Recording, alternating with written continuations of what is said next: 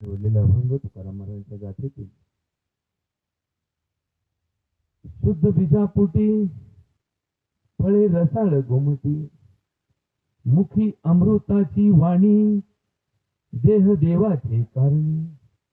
सर्वांग निर्मळ, चित्त जैसे गंगाजळ, तुका म्हणे जाती तापे, दर्शने विश्रांती. हा अभंग तत्कालीन परिस्थितीच्या समाजाच्या दृष्टांताच्या रूपाने दिलेला आहे.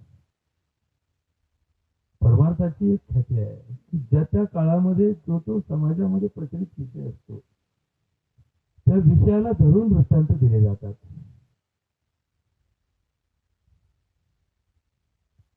या अभंगामध्ये बीज आणि बीजापासून निर्माण होणारं फळ,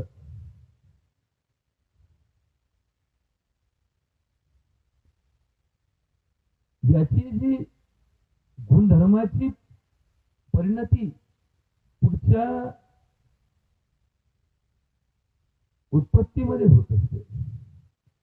म्हणजे एखादा केशर आंब्याची कोय जर आपण लावली तर त्याला येणारं प्रत्येक फळ हे केशरच असतं. कडुलिंबाचं बी लावल्यानंतर त्याला येणारी लिंबोळी ही कडूच असते. याची ही दृष्टांतिक भाषा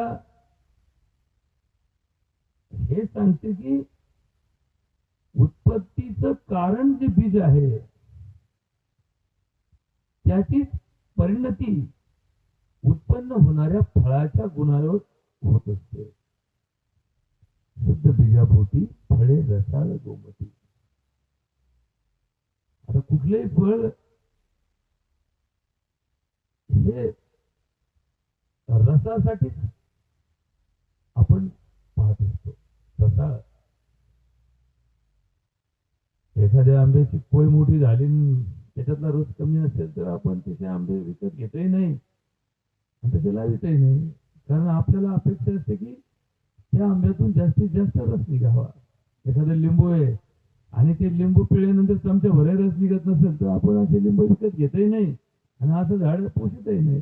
आपण तोडून टाकतो अशा गोष्टी की ज्याच्यापासून उत्पत्ती कमी आणि पसारात जादा अशा फळांच्या झाडाचं संगोपन आपण करत नाही. तुकाराम महाराज म्हणतात की माणसाच्या जन्माचं असंच व्यवहार आहे. आई बापाच्या गुणांवर मुलांचे आणि अपत्यांचे पुढच्या पिढीचे गुण अवलंबून असतात.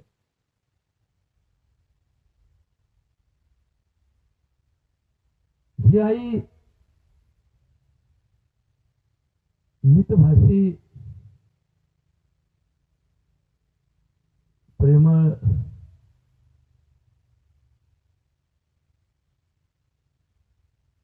सुसंस्कारी अशा जीवनाच्या मार्गाच्या प्रवासात असते. तिच्या पोटी जन्म घेणारा मुलगा आणि मुलगी दोघही त्याच मार्गाने जीवनाचा प्रवास करतात. कारण मनुष्य काही उपजत बुद्धी, उपजत ज्ञान, उपजत अनुभव घेऊन आलेला नसतो. त्याच्या विकासात त्याचा सहवास ज्यांच्याशी आला त्यांच्या सहवासातून होणाऱ्या संवादाचा, त्यात केलेल्या निरीक्षणाचा त्याच्या जीवनावर खरा परिणाम होत असतो.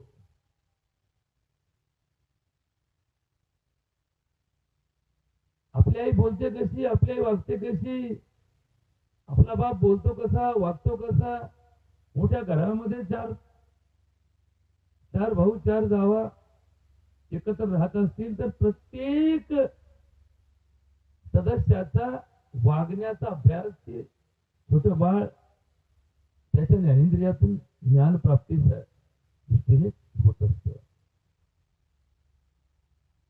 मग त्याच्या कानावर जे शब्द पडतात तेच त्याला प्रमाण वाटतात. भगवद्गीतेमध्ये भगवान कृष्ण या परिवाराच्या या ज्ञानच्या सांगताना एका श्लोकामध्ये सांगतात, यत यत आचरती श्रेष्ठः तत् तत् एव इतर जनः सहायत प्रमाणम करोते लोकः तत् अनुवर्तते.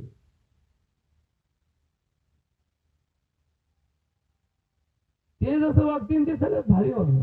आपला बाप जर तंबाखू खात असेल तर पोरगा आयुष्यात तंबाखूला नाव ठेवणारच नाही, कारण माझा बापच खातो म्हणजे तो सगळ्यात श्रेष्ठ उपक्रम असेल असा त्याचा कयास असण्याची भावना होणं स्वाभाविक आहे. हे तर वडील जे जे करीती तया नाम धर्म ठेविती ये रतीची अनुष्ठती सामान्य सकळ हे ऐसे असे स्वभावे म्हणून कर्म न सांगावे विशेष आचरावे लागे संती. आपण चांगलं का वागावं याचं उत्तर असं नाही की आपल्या शरीरावर त्याचे दुष्परिणाम होऊ नयेत म्हणून. आपण जर जबाबदारीत असू, आपण जर एका पुत्राचे बाप असू, आपण जर एका मुलीची आई असू, आपण जर एका कुटुंबाचे प्रमुख असू, आपण जर एका शाळेमध्ये शिक्षक असू, आपण जर एका गावाच्या व्यवस्थेमध्ये गाव पुढारी असू, तर आपल्या वागण्याचा परिणाम फक्त आपल्याच आरोग्यावर, फक्त आपल्या जीवनावर, फक्त आपल्यावरच होतो असं नाही, तर आपल्याकडे पाहून जे जे अनुकरण करतात त्या सगळ्यांवर आपल्या वागण्याचा परिणाम होतो. म्हणून ज्यांना ज्यांना अशा प्रकारच्या व्यवस्थेच्या जबाबदाऱ्या असतील त्यांनी आपल्यासाठीच नव्हे तर आपल्यावर अवलंबून अनुकरण करणाऱ्या लोकांसाठी तरी चांगलं वागावं अशा प्रकारचा सिद्धांत संत परंपरेमध्ये, साहित्यामध्ये, ऋषी परंपरेमध्ये दिलेला आहे. मग धर्म म्हणजे काय कुठेतरी अशी एखादी उपजत गोष्ट नाहीये. धर्म ही एक आपण आपल्या व्यवस्थेमध्ये स्वीकारलेली गोष्ट आहे. बरोबर का? हा शब्द फार महत्वाचा आहे. आपण काहीतरी चुकीच्या विषयाला धरून धर्माची ओढाताण करतो. धर्म हा उपजत विषय नाहीये.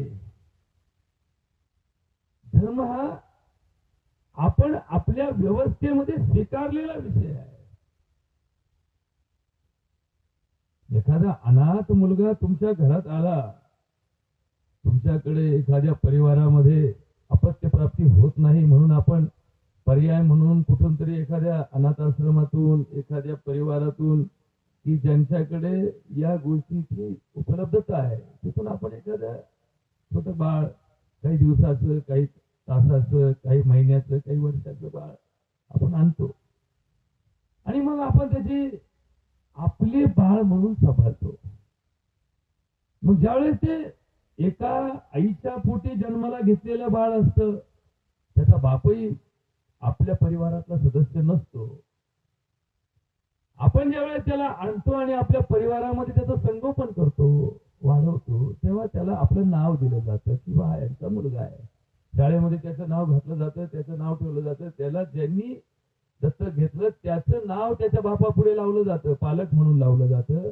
त्याचं आडनाव ज्यांनी दत्तक आणलं त्याचं लावलं जातं आणि मग तिथून पुढे ती व्यक्ती त्या परिवारातला सदस्य म्हणून त्याच्या सर्व खाणेसुमारीमध्ये त्याचं नाव नोंदलं जातं. मग त्याची जात कोणती, ही ते पालकाची जात, त्याची जात. याचा अर्थ काय होतं की याची उत्पत्ती कुठे झाली, ज्यापासून आपण त्याला अपत्य म्हणून स्वीकारलं. आता दोन गोष्टी फार महत्वाच्या असतात की जरी त्याला अपत्य म्हणून आपण स्वीकारलं तरी त्याच्यात वागण्यात असणाऱ्या गुणांपैकी याची विभागणी सुद्धा फार वेगवेगळी आहे. आईकडून किती गुण बाळाला येतात, बापाकडून किती गुण बाळाला येतात. मागच्या काही पिढ्यांचे किती गुण आणि अवगुण बाळामध्ये उतरतात. तुमचा जन्म ज्या ठिकाणी झाला त्या ठिकाणाचे काही गुण त्याच्यात कसे उतरतात. तुमचा जन्म कोणत्या वेळेला झाला, कोणत्या मुहूर्तावर झाला, कोणत्या तारखेला, कोणती किती वाजता झाला, याचे काही गुण उतरत असतात. हा एक फार मोठा अभ्यास आहे. याच्यामध्ये फार मोठा व्यवस्थेमधला सगळ्यात निर्दोष प्रकल्प आहे. तर त्याचा अभ्यास तितका सखोल असणं आवश्यक असतं. म्हणजे एखाद्याचा जन्म जखणगावात झाला आणि त्याच वेळेला त्याच दिवशी एखाद्याचा जन्म अजून दुसऱ्या कुठल्या जामगावात झाला, कदाचित त्यांच्या गुणात त्यांच्या जन्मस्थानावर असणारे प्रभुत्व परिणाम करत असतात. आता यापेक्षा सगळ्यात महत्वाचं काय म्हणायचं आहे की आई आणि बाप हे त्याचे बीज, स्त्रीबीज आणि पुरुष बीज, या बीजाचे गुण त्या अपत्यामध्ये येत असतात. मग आई तापड असेल तर जन्माला येणारा अपत्य तापड असू शकतं. मग आपला आजचा प्रवचनाचा प्रपंच हे सांगण्यासाठी नाहीये किंवा आई तापड आहे म्हणून पोरग तापड आहे आणि याच्यावरती आपल्याकडे काही पर्याय नाही, उपाय नाही. गुणांची वाढ करणं, अवगुणांचा नाश करणं, हेच तर खरं संस्काराचं महत्व आहे. गुण संवर्धन करणं. आपण जे काही परमार्थामधलं चिंतन ऐकतो, परमार्थामध्ये आपण जेव्हा असतो तेव्हा आपण भजन करतो, कीर्तन ऐकतो, प्रवचन ऐकतो, देवदेव करतो, देवाची पूजा करतो. देवाच्या मार्गाने जेव्हा आपण भक्तियोगाचा अभ्यास करतो, हा भक्तियोग नेमका आमच्या जीवनावर काय परिणाम करतो हे फार महत्वाचं आहे. नाहीतर भक्तियोगाचा प्रपंच फार मोठा आहे. लाखाचे सप्ते, गावात 2-2, 4-4 सप्ते, प्रत्येक एकादशीला भजन कीर्तनाचा कार्यक्रम गावगाव होतो. प्रत्येक घरात एकादशी साजरी होते. प्रत्येक घरात उपवासाचं महात्म्य समजून दिलं जातं. प्रत्येक स्त्री आठवड्यातून कुठल्या ना कुठल्या मार्गाने उपवासाच्या माध्यमातून परमार्थ करत असते. याचा परिणाम फार महत्वाचा आहे. आणि म्हणून याच्यावरती थोडं चिंतन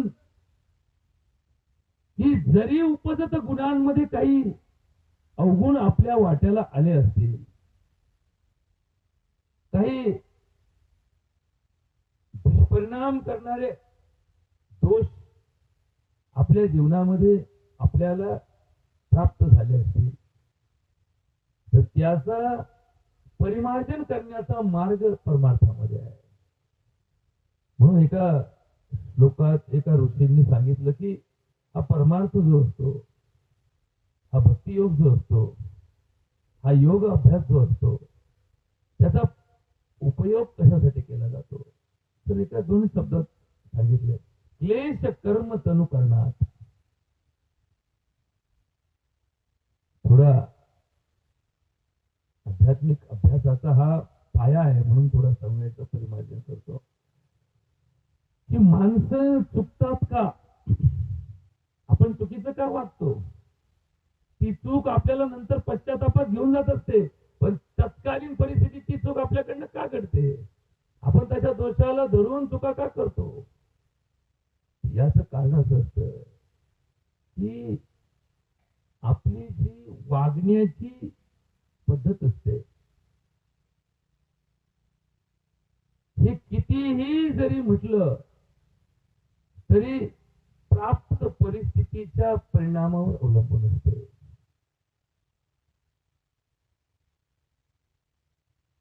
आणि मग ती परिस्थितीच अशी निर्माण होते की आपण तसं वागत जातो. त्या काळापुरती आपल्याला भुरळ पडते, त्या काळापुरतं अज्ञान पुढे येतं, त्या काळापुरतं ज्ञान झाकून गेलं जातं, त्या काळाचा आपण भ्रामक पद्धतीने विचार करतो, आपल्याला भ्रम होतो, आपण पूर्वग्रह दूषित असतो. एखाद्याशी संवाद करताना सुद्धा आपले जेव्हा वाद होतो त्यावेळेस आपण शिव्या देतो. त्या शिव्या देताना आपण मागचा पुढचा काही विचार करत नाही व आपल्या जे चालू असणाऱ्या भाषेमध्ये आपण जास्तीत जास्त संघर्ष करण्याचा प्रयत्न करतो. आपल्या बाजूने संघर्षाला अति तीव्रता देतो की जेणेकरून या संघर्षात आपल्या बाजूने विजयाची भूमिका निर्माण होईल. पण हे करताना जे शब्द वापरतो तेच आपण वापरलेली कॅसेट आपणच जर परत ऐकले तर आपण म्हणतो अरे असं कसं काय झालं, मी असं कसं बोललो, मी असं का केलं. मग तो जो प्रसंग असतो, ती जी वेळ असते, त्या वेळेत आपल्या मनावर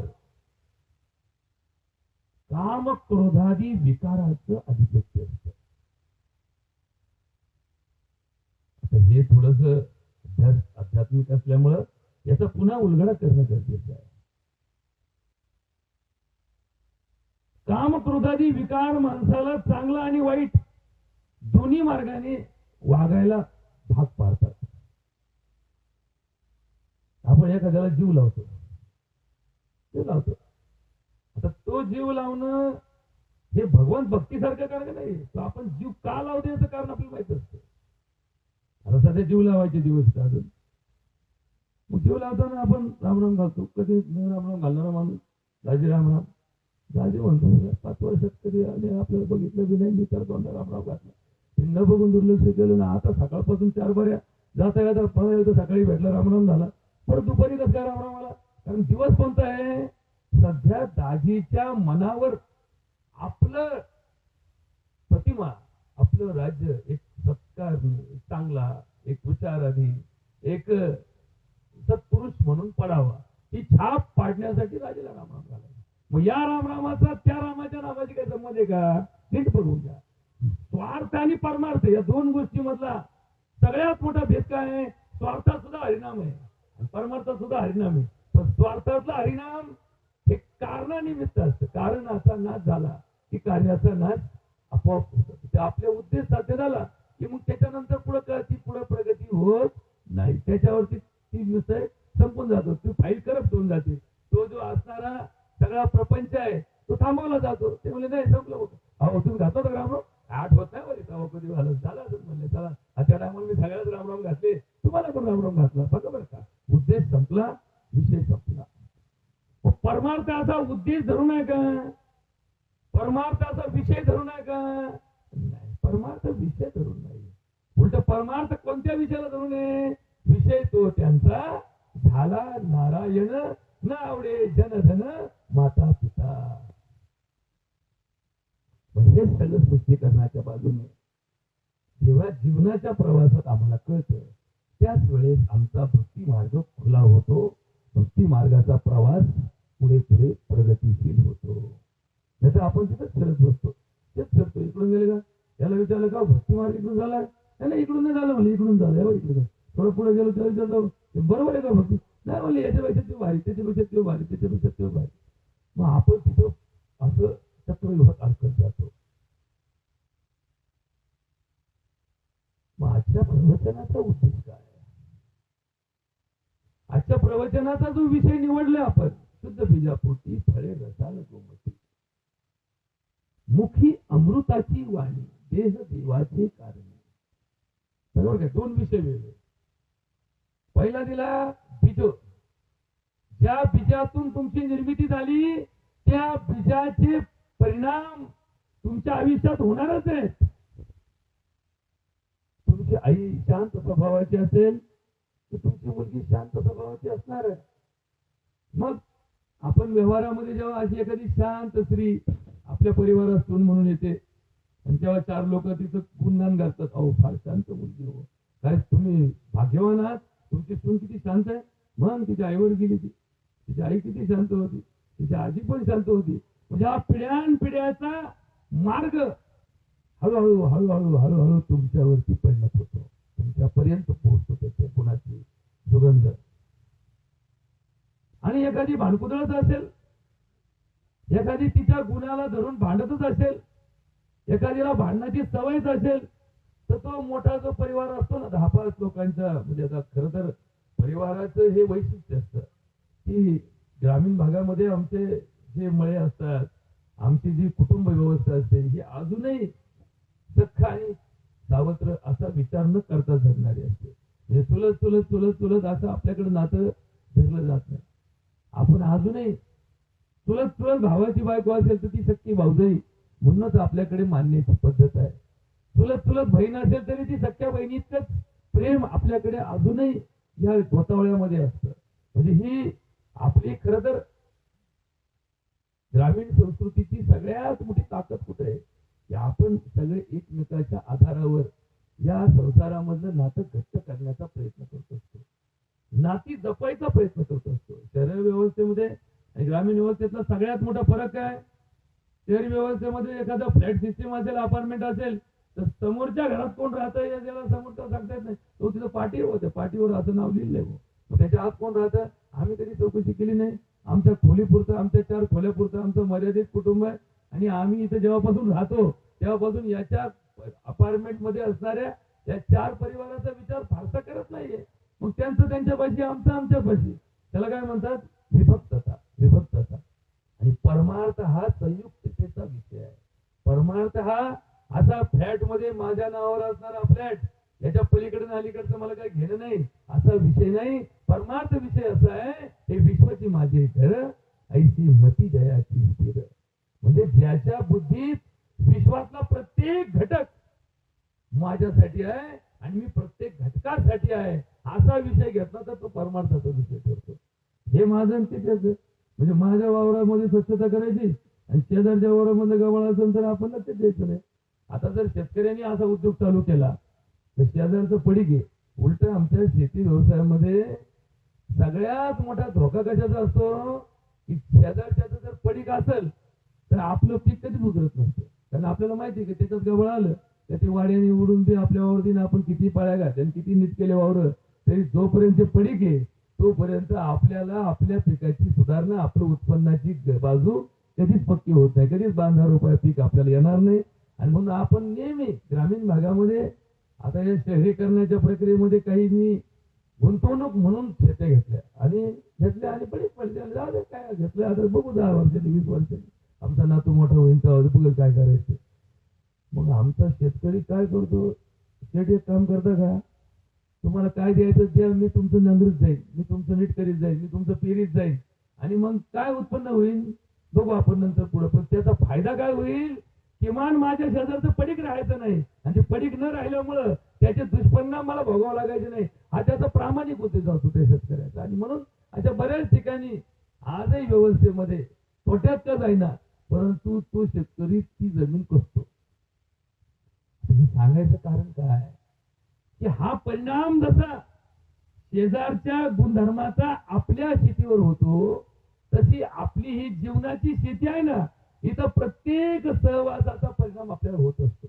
1-2 दिवस कुठे फिरायला गेलो, 2 दिवस एखाद्या चुकीच्या व्यक्तीची संगत 2 दिवस तुम्हाला लागली तर त्याचा आयुष्यभर दुष्परिणाम भोगावा लागतो. बघा आता हे चिंतन थोडस व्यवहारी आहे. आपण जेव्हा लक्षात घेतो काय आमचं पोरग असं वागत नव्हतं, पण ते कुठे ट्रिपला गेलं 2 दिवस कोण त्याला भेटलं, कोण गुरु झाला तेव्हापासून ते असंच वागायला लागला. म्हणजे शेवटी हा विचार हा ज्ञानाच्या माध्यमावर अवलंबून असतो विचार. आणि म्हणून हा विचार निरोगी राहिला पाहिजे, आपलं शरीर निरोगी राहिलं पाहिजे, हे तर आपलं प्राथमिक कर्तव्य असलं पाहिजे. परंतु या शरीराच्या निरोगीपणावर तुमचं प्रत्येक वेळेस वागणं अवलंबून असतं तसं नाही. वागणं हे संपूर्णतः विचारावर अवलंबून असतं. आणि विचार हा 3 काळाने आलेला असतो. भूत भविष्य हा विचार. बरोबर का? एका अभंगामध्ये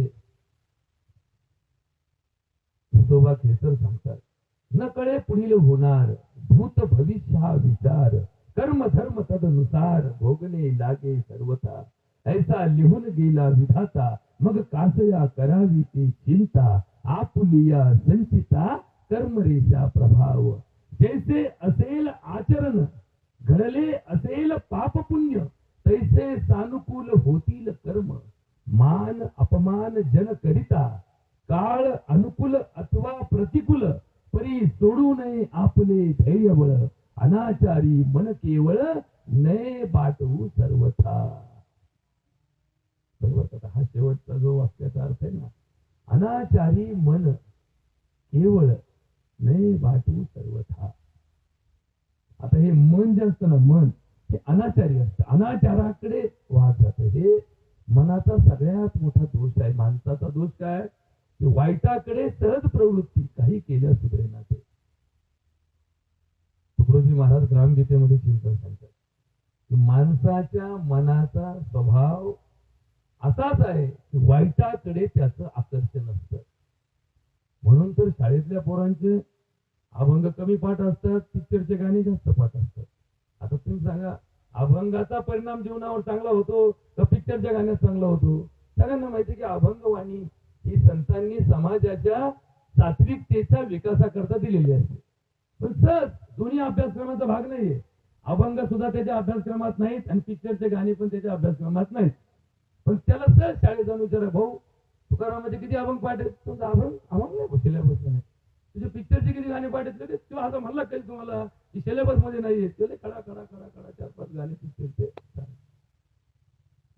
एखाद्याला हरिनाम किती वेळा शिकवलं तरी त्याचं पाठ होईलच असं नाही. पण तुम्ही कुठे शिव्याचं पुस्तक कधी वाचलंही नाही, कधी कोणत्या सिलेबस मध्ये दिलंही नाही, कधी शिकवलं नाही. एखाद्या पोरला म्हणा बरं तुला किती शिव्या येतात, ते तुमची श्रवण शक्ती संपून जाईल. तो नाही अजून अजून धारायला नाही, बस बस बस. का बरं कुठून पाठ झाले याच्या? वाईटाकडे ही वृत्ती आहे. ही वृत्तया पंचतया क्लिष्टा अक्लिष्टा. ही वृत्तीचा नाश करणं म्हणजे संस्कार करणं, बाकी काय नाही. संस्कार करायचा म्हणजे काय करायचं? या वृत्तीचा नाश करायचा. कोणत्या वृत्तीचा? ज्या वाईट वृत्ती आहेत, ज्या अपवृत्ती आहेत, त्या वृत्तीचा नाश फक्त संस्कारामध्ये करता येतो. तसं एखादे गावामध्ये पूर्वी तांब्याचे भांडे, आपल्या गावात कलेचे दुकान यायचे आणि मग ही तांब्याची भांडी, पितळाची भांडी यांच्यात काय व्हायचं की तांबा आणि पितळ यामध्ये रासायनिक संयोगाचा भोग असतो. म्हणजे दूध नासायला लागतं. आणि मग दूध नासतं का नासतं? कारण त्याच्यात आम्ल पदार्थाची निर्मिती होत असते. आणि म्हणून त्या भांड्यात दूध तापवलं काही वेळात लवकर नसतं. मग आपण पूर्वी काय करायचो? त्याच्यावर संस्कार करायचो. कशावर? त्या भांड्यावर संस्कार करायचो. काय करायचो? कलईचं दुकान आवाज आलं की कथेलाची कलई त्याला हातून लावून घेतली की ते भांड जरी तांब्याचं असेल, ते भांड जरी पितळाचं असेल, तर त्याचा आतला पृष्ठभाग कशाचा तयार होतो? कथेलाचा तयार होतो. त्या विशिष्ट प्रकारच्या धातूचा की जो धातू जिथं दूध नासत नाही, जिथं भांड कळकत नाही, जिथं आतल्या बाजूला असणारं आवरण त्याच्यावरती त्याचं कार्य अवलंबून होतं. किती दिवस? हळूहळू ती कलई निघून जाते. आणि ती कलई निघून गेली तर मग परत वर्षांनी 6 महिन्यांनी त्या वापरावर आपण जसे घासतो, कशा पद्धतीने वापरतो त्यानुसार ती कलई निघून जाते. आणि मग काही दिवसांनी परत दूध नासायला लागतं, परत कलई. मग आपण म्हणतो अरे गावात कलईवाला आला. मग ते कलईवाला आला की साचून ठेवलेले सगळे भांडे परत वर्षातून एकदा डासनाने नेऊन टाकायचे आणि त्याच्याकडून ती परत कलई लावून घेतली तर परत वर्षभर. मग जसं ते कलईचं दुकान पूर्वी यायचं ना वर्षातून एकदा, तसंच आपल्या गावातला सप्ताह वर्षातून एकदा येतो. काय येतो?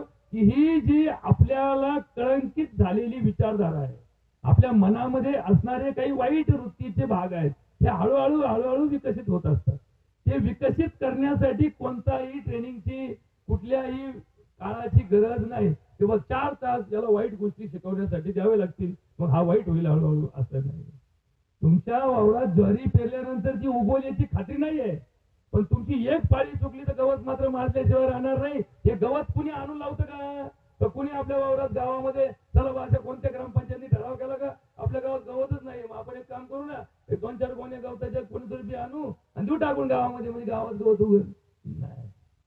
तुम्ही किती हातभार, किती प्रयत्न करा, किती श्रमदान करा, किती स्वच्छता करा, किती वर्ष तुम्ही प्रामाणिकपणे या प्रयत्नात राहा.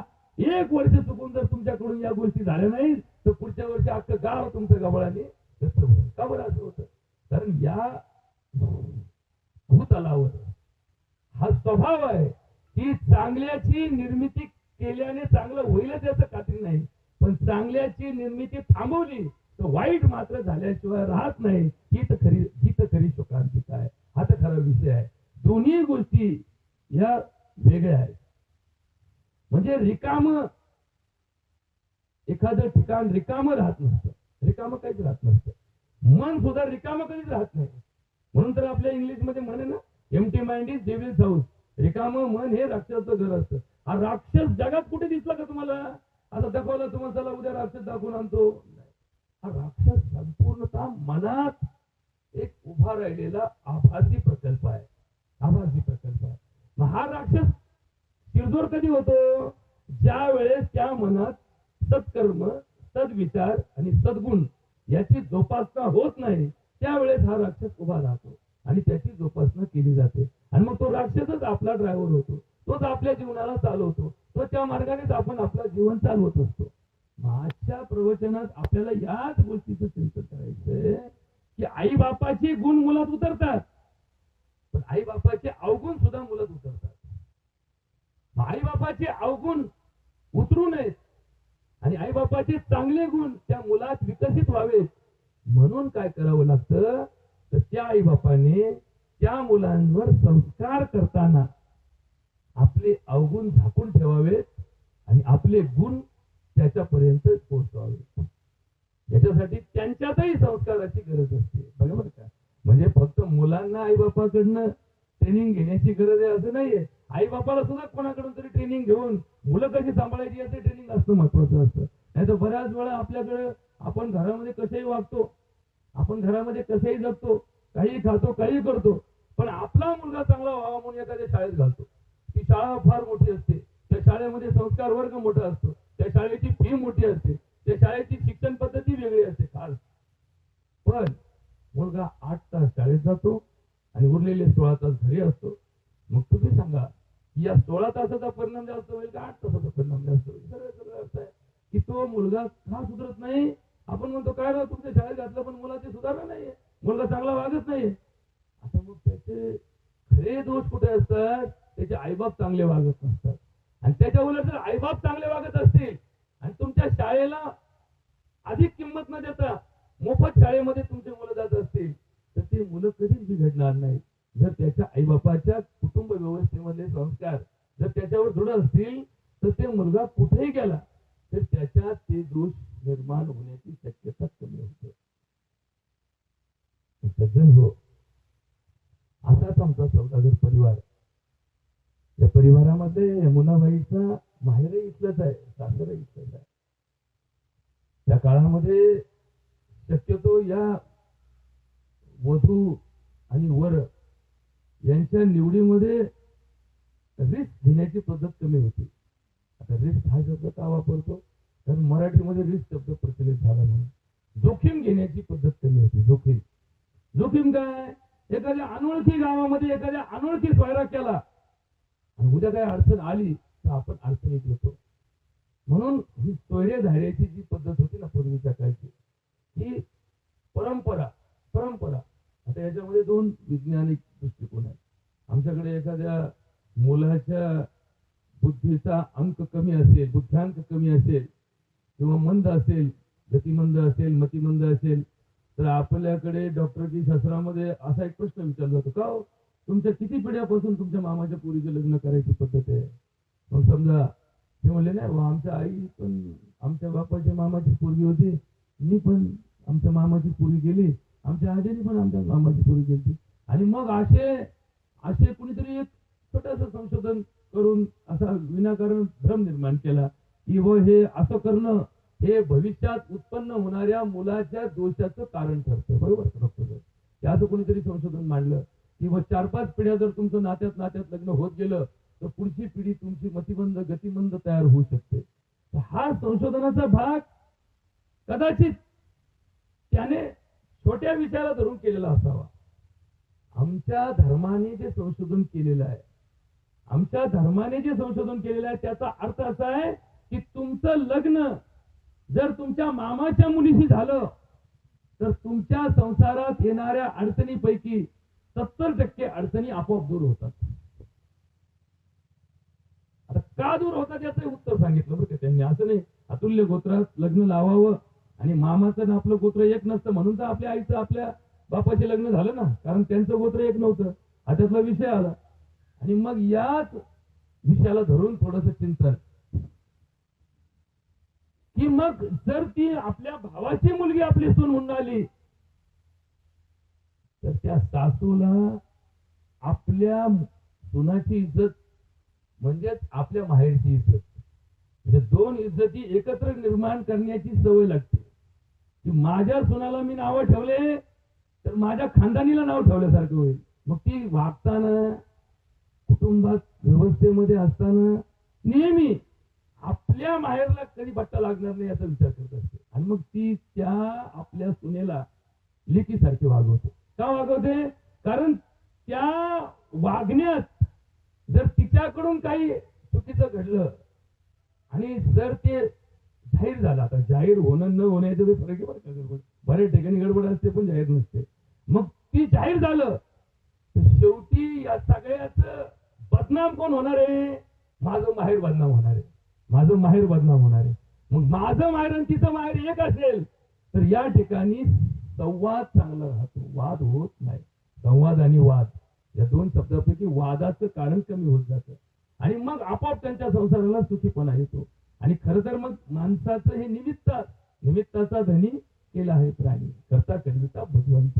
आणि मग हे निमित्त मात्र काही एखादा संसार 25 वर्षाची बाई लग्न करून आल्यानंतर 50 वर्षापर्यंत तिचा संसार हा तिचा म्हणून चालला जातो. 50व्या वर्षी तिच्या पोराचं लग्न होतं तेव्हा मग मुलाचा संसार चालू होतो. म्हणजे ही रिटायर झाली की नाही, म्हणजे हिच्या संसारातलं जे धार असते, हिच्या संसारामधला जो माझा संसार असतो तो किती वर्षाचा असतो? फार तर फार म्हणजे आता फार झाला बरं का 25 वर्ष, याला काय फार मोठी म्हणजे लगेच त्याला कुठं टाइम टेबल नाही.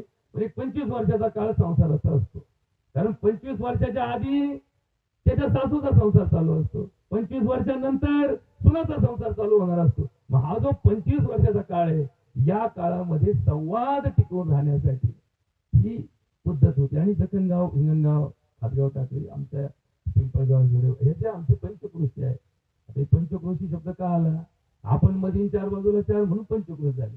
माझं घर आपल्या शेतीला कसं असतं, 4 भावाला 4 भांडभाऊ असतात आणि मध्ये आपण असतो, म्हणजे झाली पंचशेती. पंचशेती मधलं 5 शब्द. तसा पंचक्रोशी म्हणजे काय? आपल्या गावामध्ये 4 बाजूला 4 गाव, याला पंचक्रोशी असं म्हणतात. या पंचक्रोशीमध्ये ही विवाह संस्था, आता ही संस्था आहे जशी एखादी सहकारी संस्था असते, एखादी सोसायटी असते, तशी ही विवाह ही आपल्या धर्मामध्ये संस्था म्हणून सांगितलेली आहे. विवाह संस्था आहे आणि विवाह संस्थेमध्ये सदस्यत्व हा महत्वाचा विषय आहे. कोणाला सदस्य करून घ्यायचं, कोणाला करून नाही घ्यायचं. आता संस्थेचा जसा कार्यक्रम असतो तसा या विवाह संस्थेमध्ये कोणाशी विवाह करावा आणि कोणाशी करू नये याची एक नियमावली असते. आता पंचांग हे काय सगळ्याच गोष्टी सांगत नसतं. जेव्हा एखाद्या ब्राह्मणाकडे एखादा विवाह निश्चितीसाठी 2 परिवार येतात की भाऊ जेव्हा ही मुलगी यांची आहे, यांचा मुलगा आहे, हा माझा भाचा आहे, ही यांची भाची आहे, बघा बरं जुळतं का? तर त्यावेळेस असा संकेत दिलेला आहे. ज्या ज्या ठिकाणी असे संदर्भ दिलेले आहेत ना की त्यांचं जुळतं का नाही जुळतं हे पाहताना 4 नियम लावलेले आहेत. एक तर त्यांचा जन्मकुंडली बरोबर असेल तरच त्याच्यावरती जास्त अभ्यास करून पाहावा, नाहीतर त्याचा जन्माची तारीखच चुकायची, सालच चुकायचं. आता आम्ही पाहतो बऱ्याच ठिकाणी त्या सालच लक्षात नसतं, दुसऱ्या सालाचा जन्म सांगतात. किंवा शाळेत घालण्यासाठी शाळेत लवकर मुलगा घालावा म्हणजे लवकर मुलगा पास होईल या दृष्टीने काही लोकांची घाई असते. पूर्वीच्या काळी त्या शाळेत दाखला देण्यासाठी जन्माचा दाखला द्यायची गरज नसायची. मग त्यावेळेस नाही म्हणले याचं वय थोडं जास्त लावून टाका म्हणजे हा लवकर शाळेत जाईल. आणि मग ते 25 वर्षानंतर जेव्हा ते लग्नाला येतं पोरग त्यावेळी त्याची खरी जन्मतारीखच मला माहित नसते. म्हणले मग आता त्याचा जन्मात दाखला आहे का? नाही म्हणले शाळेत दाखला आहे. मग त्याच्यात लावलेली जन्मतारीख ही खरी समजून मग त्या काल्पनिक जन्मतारखेवर त्याची काल्पनिक कुंडली तयार होते आणि मग त्याच्यावरती त्याचा संसार उभा करताना त्याचा अभ्यास करून ज्यावेळेस गणित मांडलं जातं त्यावेळेस ते गणित बऱ्याच वेळा ताळमेळ खात नाही. मग काय सांगितलंय? 4 कीर्तन सांगितले की त्याचा टाळ धरू नका. आता याच्यात अजून एक गोष्ट सांगितली, गुण जमले पाहिजे. किती गुण जमले पाहिजे? जसं एखादा मुलगा 100 पैकी 50 मार्क पडले तर पास होतो, तसे यांचे गुण जमले पाहिजेत. पण 36 गुण जमले तरी ते लग्न करू नये. बरोबर का? आता हे सुद्धा ज्याला कळलं ना त्यांनी थोडा अभ्यास पूर्ण अर्थ काढा की एखाद्या कुंडलीचे दोघांचे मिळून एकूण गुण किती? 36 गुण. आता 36चा आकडा कसा असतो? 36चा आकडा 3 इकडे तोंड करून येईल, 6 इकडे तोंड करून येईल, म्हणून तर आपण म्हणतो 36चा आकडा. आणि गुणांची संख्या किती आहे? 36 गुण. आणि जर 36 गुण जमले तरी त्या विवाहाला संदिग्ध म्हणून समजावं की बाबू विचार करावा, हे नेमके गुण जमत असतील तर हे सुद्धा संसार सुखाचा होईलच याची खात्री नाही. बरोबर का? याच्यातही फार म्हणजे हा सगळा व्यवहार कसा आहे? ताळमेळाचा व्यवहार. ताळमेळ बसला पाहिजे. आपण म्हणतो ताळमेळ नाही. आता ताळ आणि मेळ या दोन शब्दांमध्ये फार मोठं अंतर आहे. हे व्यावहारिक शब्द जरी सोपे वाटत असले तरी वागताना याचा प्रत्यक्ष व्यवहार करताना याच्यामध्ये फार मोठा ताकदीचा भाग असतो. आणि म्हणून त्या काळामध्ये हे परिवार जे आमचे आहेत, तिचे परिवार, कडिले परिवार, गणगावती सोनवणे परिवार, धरंदले परिवार, नवरे परिवार, कडिले परिवार, हे सगळे एकमेकाच्या गोठवळे चालले असतात. पंचकृषीमधले सगळे गोठवळे हे का होतात? कारण 3 गोष्टीचा फायदा होतो. एक तर नात्यात लग्न असल्यामुळं याचा इतिहास, याची खाणेसुमारी, याचा सर्च रिपोर्ट नवीन काढण्याची गरज नाही. दुसरी गोष्ट, जर समजा काही अडचणी आल्याच तर या सगळ्या नात्या गोत्याचा दबाव त्या अडचणी दूर करण्यासाठी वापरता येतो. हा सगळ्यात महत्वाचा भाग असतो. शेवटी एखाद्या ठिकाणी एखादा पोरगा लईच त्रास द्यायला लागला पुरीला, आता कोणाचं ऐका ना. जगात माणूस असा कधीच जन्माला आला नाही की तो कोणाचं ऐकत नाही. असा कोणताच माणूस जन्माला आहे. रावण सुद्धा किती जरी स्वतः हट्टी होता आणि किती जरी अहंकारी होता तरी तो कुणाच्या तरी ऐकण्यावरच आपल्या निर्णयात बदल करायचा. हे आता रामायणातली खरी कहाणी ही फार वेगळ्या पद्धतीने मांडली चाललेली आहे. त्याच्यावरती आपण त्या गुणांचा प्रकर्षाने विचार करत नाही की रावण हा सुद्धा भक्त होता आणि भक्त हा नेहमी ऐकणारा असतो. न ऐकणारा माणूस कधीच भक्त असू शकत नाही. हे पण वाक्य लक्षात ठेवा. कारण भक्ताचा मुळात गुण काय? भक्त हा दास अवस्थेमध्ये असतो. दास, हरिदास, रामदास आपण नाव लिहितो, म्हणजे दास शब्द काय? दास्यत्व. दास्यत्व हे भक्ती मार्गातली सगळ्यात पहिली गुणधर्माची बाजू असते. ज्याच्यामध्ये दास्यत्व आहे तोच भक्त असू शकतो. जो दास्यत्व नाही, जो कधी कोणाला स्वतःला कोणाचा दासच समजत नाही, तो भक्त असूच शकत नाही. ही त्याची संकल्पना असते. आणि म्हणून यमुनाबाईचा संसार आपण सर्वांनी वयाच्या उत्तर काळापर्यंत हा आपण परिवार पाहिला की अजूनही हा परिवार एकसंध आहे. या परिवाराचं सगळ्यात वैशिष्ट्य काय की आमच्या गावात काय सगळे जगात आपण पाहतो की घरं फुटले, सख्खे भाऊ लांबला, सख्खे भाऊ बहीण एकमेकाच्या दूर अंतरावर. पण या परिवाराचं आजही वैशिष्ट्य आहे. यांचा जो संसार आहे, खरं तर यांचे कारभारी एकनाथराव त्यांना जाऊन जवळपास 30 वर्ष झाली असते, कदाचित मागे पुढे थोडाफार असेल कालावधीचा भाग. पण आजपर्यंत एवढे घडामोडी झाल्या, एवढे काही जुने माणसं गेले, नवीन माणसं परिवाराला चिटकले, नवीन संसार उभे राहिले. पण आजही या सौदागर परिवाराचा जो प्रपंच आहे तो अजूनही एकमेकाला धरून आहे. बघा, हा सगळ्यात महत्वाचा विषय आहे. म्हणजे आतापर्यंत 2 महिन्यापर्यंत हे सगळं आपण पाहत होतो की हे सगळं एकमेकाला अजूनही संबंधावर टिकून आहे. आणि हीच खरी धर्माची ख्याती आहे. हाच खरा धर्माचा विषय आहे. धर्मो रक्षती रक्षिता. धर्माचे पालन करणे, पाखंड खंडन, हेच आम्हा करणे काम. बीज वाढावया नाम, कृष्ण उत्तरे हाती घेऊन बाण फिरे, नाही भीड भार तुका म्हणे काना ठेवे. आता हे टिकून ठेवायचं, ही गोष्ट सोपी नसते बोलत. इथे काय लागते? तडजोड लागते. माझ्या 2 महत्वाकांक्षा कमी झाल्याशिवाय समोरचा व्यक्ती माझ्या बरोबर संवाद करणार नाही. समोरच्या व्यक्तीच्याही 2 गोष्टी अडल्याशिवाय तोही माझ्याशी संवाद करणार नाही. मग ज्यावेळेस हे 2 एकमेकाच्या संवादामध्ये येतात ना, या परिवाराचं सुद्धा असतं. कोणते परिवार टिकतात? ज्या परिवारामध्ये तडजोडीचं प्रमाण जास्त असतं ते परिवार टिकतात. ज्या परिवारात तडजोडच केली जात नाही, सासू आणि सून यांच्यात तडजोडीचे विषय असतात, बरेचसे विषय असतात की बऱ्याचशा विषयामध्ये सासू तिच्या अधिकार पदावर असते, सूनही तिचा अधिकार प्रस्थापित करण्याच्या मार्गावर असते. आणि ज्यावेळेस ज्यांचा संघर्ष होतो त्यावेळेस या अधिकाराच्या ठिकाणी संघर्ष होतो. असा कुठे नाही. म्हणजे कष्टासाठी कुणी मरो, प्रतिष्ठेसाठी आम्ही चोरो, लोभासाठी कुणासही मरो, ऐसेच झाले जनी. ही तुकडोजी महाराजांची ग्रामगीतेमधली एक रचना आहे की कष्ट कुणी केले तर त्या कष्टाच्या फळासाठी मात्र आपण तयार असलं पाहिजे. ही कलियुगाची व्यवस्था, कलियुगाची, ही परमार्थाची नाही.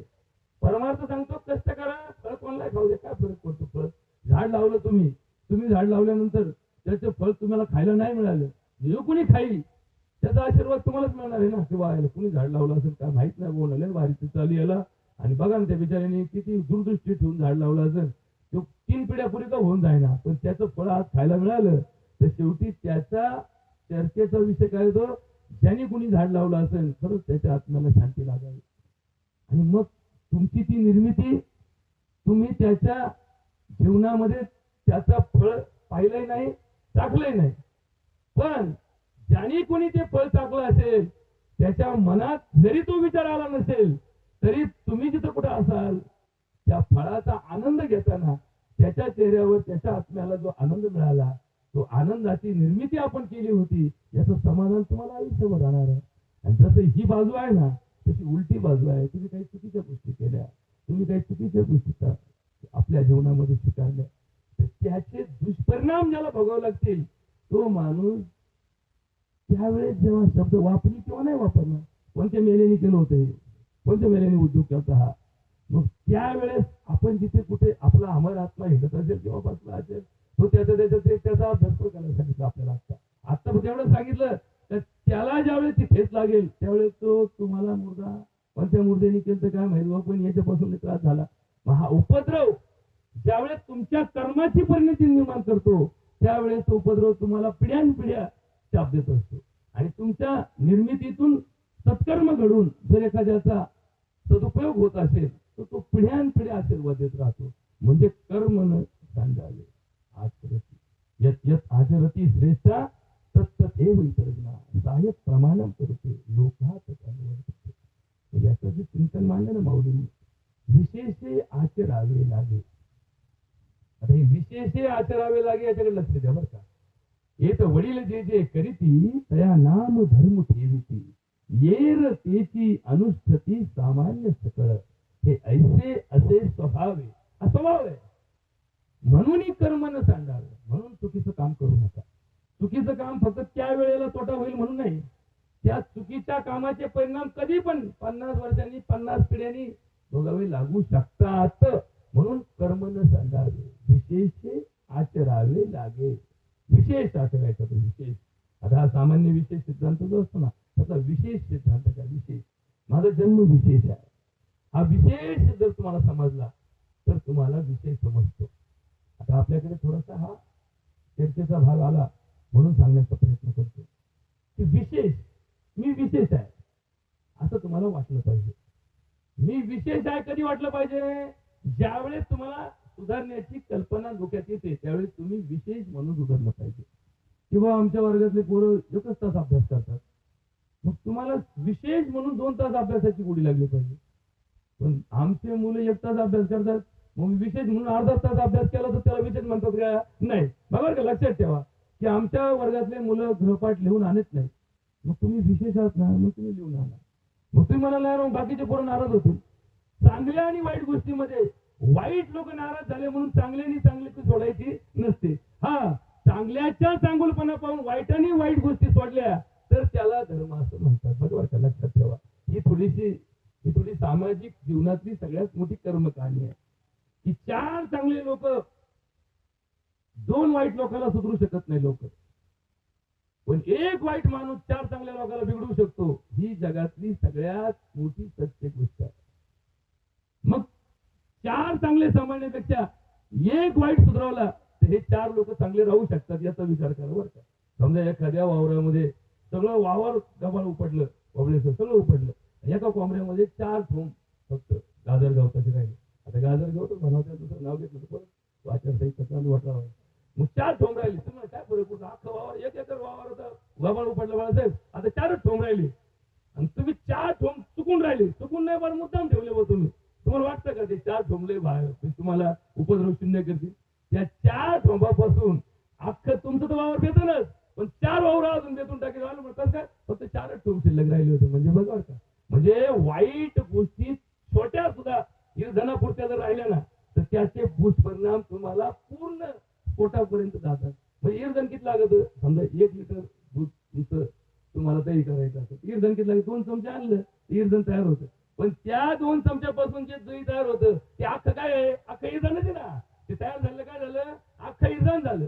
आणि जगाचा नियम आहे दुधापासून दही तयार करता येतं, पण दह्याचं दूध तयार करणारा प्रकल्प जगात नाही.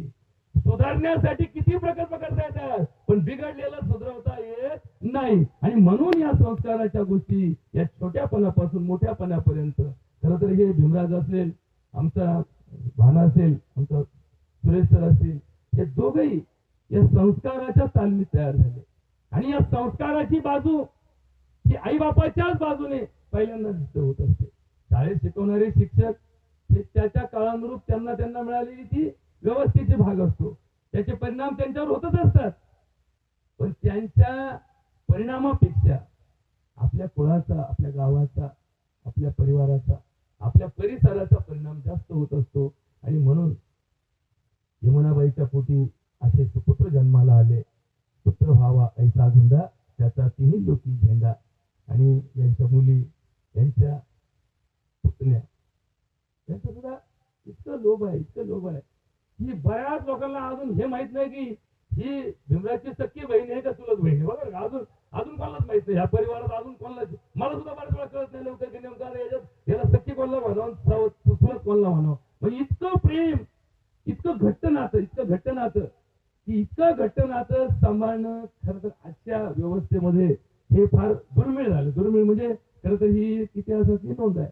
इतकी यांच्यामध्ये असणारी भावना, इतकं यांच्यामध्ये असणारा जो गोतावळा आहे, यांच्यामध्ये असणारं प्रेम, माया, ममता, दया, करुणा, हे जे सद्गुण आहेत, या सद्गुणाची जोपासना या परिवाराने केली. याचं एकच कारण आहे यमुनाबाईचे संस्कार. या दोन्ही जावा खरं तर यांची चुलती अजूनही अंतर्नात फिरून आहे. बऱ्याच वर्षापासून खरं तर तिला, दादाला आणि त्यांच्या पत्नीला खूप वर्ष म्हातारपणाचं दुखणं चालू आहे. परंतु शेवटी जन्म आणि मृत्यू या गोष्टी माणसाच्या हातात नाही.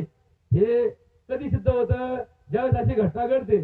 तर त्याच्या आदल्या दिवशी चांगली यमुनाबाई खाल्ली, बोलली, गप्पा मारल्या, दिवाळीचा पूर्ण सण खाऊ दिला, दिवाळीच्या सणाला आलेल्या सगळ्या माहेरवासीला प्रेमाने बोलणं, वागणं सगळं. आणि रात्री झोपली, कोणाच्या मनातही नाही, स्वप्नातही नाही, कोणाच्या डोक्यातही नाही ना. सकाळी उठून ज्यावेळेस आपला रोजचा कार्यक्रम आपल्या शेती धर्मामध्ये सगळ्यात पहिल्यांदा उठल्यानंतर गाय गोराचं करायचं. आणि मग म्हाताऱ्या माणसाला आपल्या थंडीनुसार थोडस उशिरा उठण्याची सवय, ही खरोखर एक संस्काराची पिढी. याच्यातून अशा प्रकारे या गोष्टी साध्य होतात. आणि मग पाहिलं तर इथं रात्री अपरात्री, निम्म्या रात्री, पहाटे या जीवाचा या देहापासून मुक्त झालेला विषय होता. असं मरण आपण म्हणतो. संधी दिली नाही देवाने, प्रयत्न केले असते, हे जर तरचे विषय कुठेच नाहीत. जर तर जगात काहीच नाही. झालं. मृत्यू हा अपरिवर्तनीय आहे. मृत्यूची व्यवस्था ही अपरिवर्तनीय आहे. म्हणून तो मृत्यू हा सत्य आहे. सत्यामध्ये मृत्यू हा सत्य आहे.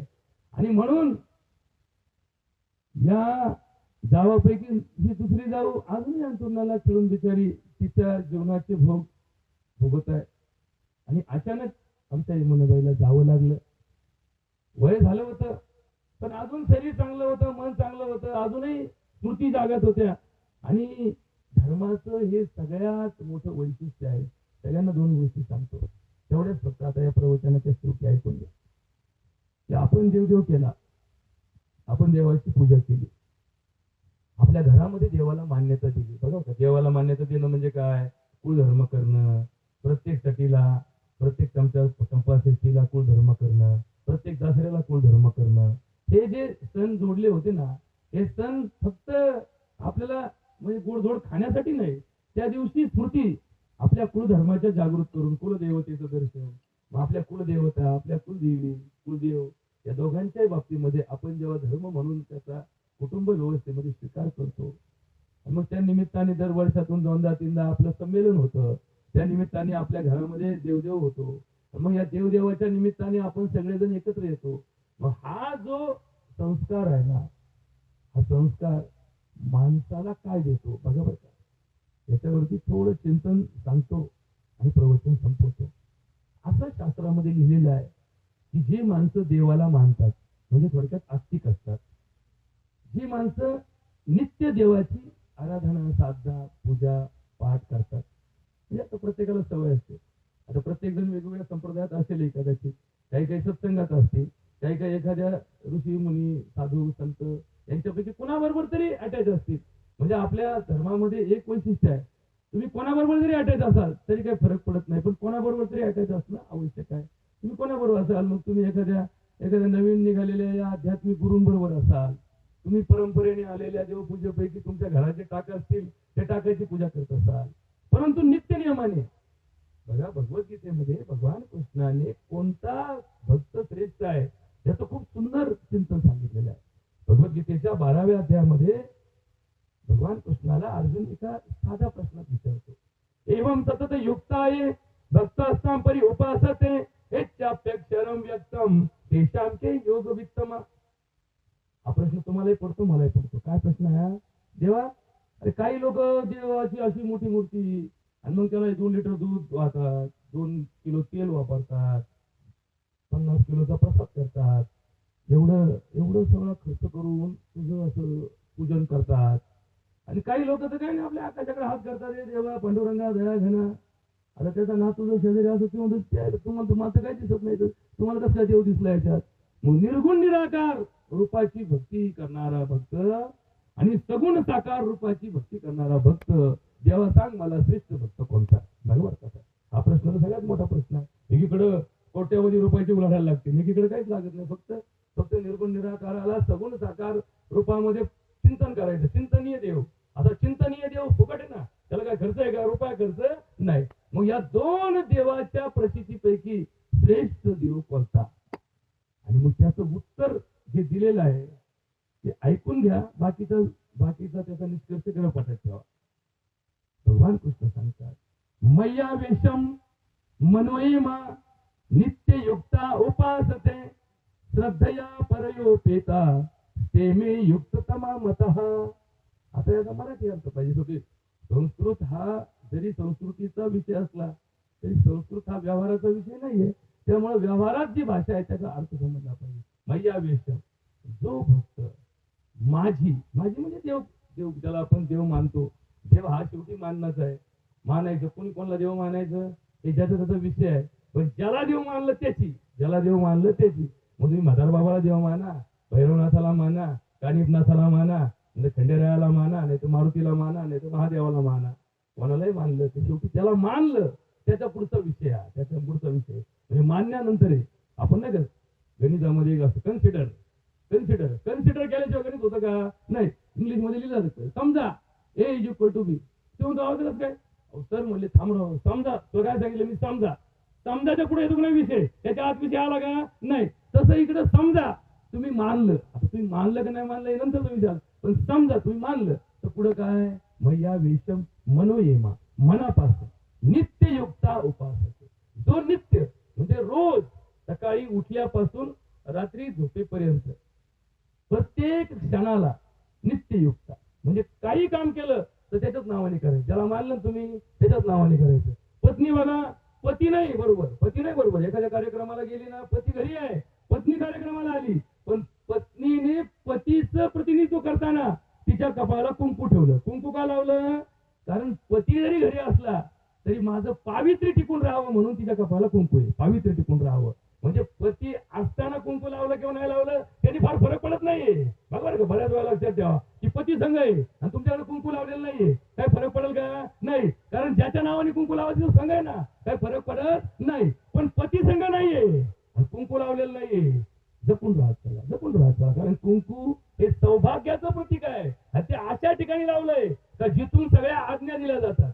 या शरीरामध्ये असणारं हे चक्र व्यवस्थेचं भाग आहे. हे सगळे आपण म्हणतो दुनिया गोल आहे, तसं हे शरीर सुद्धा चक्राकार आहे. या चक्राकारापैकी आज्ञा चक्र नावाचं चक्र या दोन्ही डोळ्याच्या मध्ये असतं. जिथं कुंकू लावलं की शरीराला आज्ञा दिली जाते, बाई तू नुसती बाई नाही, तू एक पतिव्रता आहेस, तू एक सौभाग्यवती आहेस, तू एका पतीची पत्नी आहेस. मग आता कसं वागायचं वाग.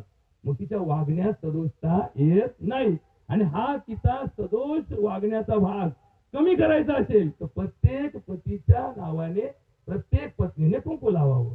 आता याच्यामध्ये पण दुसरा भाग असा आला की मग जे लोक ज्यांचे पती वारले आणि ते तरुणपणी या जगामध्ये आहेत, मग अशा लोकांनी आता नवीन आमची जी नवीन संस्कार विचार अर्वाचीन काय त्याला म्हणतात ना, नवीन विचार आले. त्या नवीन विचारामध्ये बऱ्याच ठिकाणी असं सांगितलं जातं की त्या बाईने सुद्धा कुंकू लावून चालावा. का कुंकू लावून चालावा? तिच्या कपाळी कुंकू पाहिलं की हे जे नाराजमा असतात ते म्हणतात नाही बाईचं लग्न नको, काय नारीच लागायला नको ना, काय विषय वाढत. म्हणून तिच्या सुरक्षेसाठी हा नवीन विषय काढला बरं का. आता हा विषय का घेतला? कारण पूर्वीच्या काळी वैराग्य हेच एखाद्या विधवेचं मूळ स्थान असतं. वैराग्य तिच्यामध्ये वैराग्य निर्माण व्हावं म्हणून तिचे कपडे, तिचे आभूषण हे कधी सौभाग्याचे नसावे.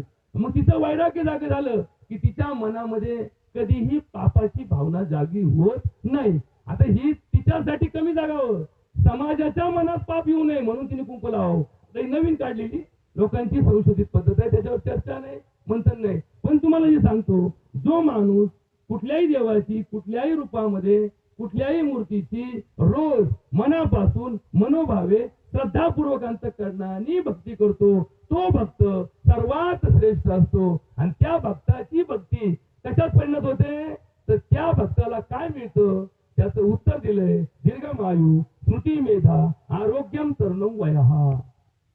जो माणूस देवाची भक्ती करतो तो म्हातारपणापर्यंत त्याची बुद्धी चांगली राहते, तो वयाने दीर्घकाळ जगतो.